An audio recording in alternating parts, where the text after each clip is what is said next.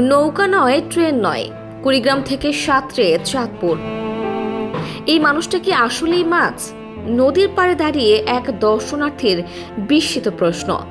দেশের এক প্রান্ত থেকে অন্য প্রান্তে কেউ বাসে যায়, কেউ ট্রেনে, কেউ বা উড়োজাহাজে চড়ে, কিন্তু সিরাজগঞ্জের বেলকুচির রফিকুল ইসলাম তিনি বেছে নিয়েছেন সবচেয়ে ভেজা পথ, সাঁতার।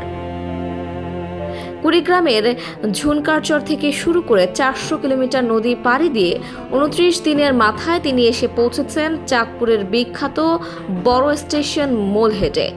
আর মজার বিষয় হলো, এখনো তার গন্তব্য শেষ হয়নি। রফিকুল ইসলাম তার এই অ্যাডভেঞ্চার সাঁতারে প্রতিদিন নদীর জলে ডুব সাঁতার দিয়েছেন, ঢেউয়ের সঙ্গে লড়াই করেছেন, কখনো মাছের সঙ্গী হয়েছেন।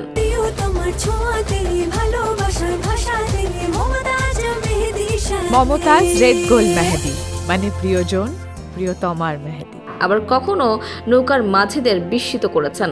শুধু মানুষ নয়, মাছরাও হয়তো ভাবছিল, এই লোকটা কি আসলেই আমাদের দলের? তার এই পানিময় অভিযানে সার্বক্ষণিক অনুপ্রেরণা দিয়েছেন তার স্ত্রী, বাংলাদেশের প্রথম নারী এভারেস্ট জয়ী নিশাত মজুমদার। চাঁদপুর পৌঁছানোর পর স্বাগত জানানোর সময় তিনি হাসতে হাসতে বলেন, মাউন্ট এভারেস্টে উঠেছিলাম, এখন দেখি আমার স্বামী নদীর এভারেস্ট বঙ্গোপসাগর জয়ের পথে। শুধু 400 কিলোমিটার নয়, রফিকুলের স্বপ্ন আরও বড়। তিনি মেঘনার 150 কিলোমিটার পাড়ি দিয়ে বঙ্গোপসাগর পর্যন্ত যেতে চান। যদিও অফিসের কাজ থাকায় সাময়িক বিরতি নিয়েছেন, তবে ঈদের ছুটিতেই বাকিটা শেষ করবেন বলে জানিয়েছেন। এই অসাধারণ সাঁতার অভিযান দেখে নদী পাড়ের মানুষের প্রতিক্রিয়া ছিল দারুণ। কেউ বলছেন এই লোকটা মাছরাঙার চেয়েও দ্রুত সাঁতরে যায়, আবার কেউ বলছেন এমন মানুষ আগে দেখিনি, নৌকায় উঠলেও গায়ে পানি থাকে।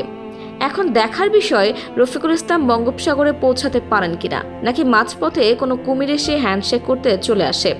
Desk report, অপরাজয়া।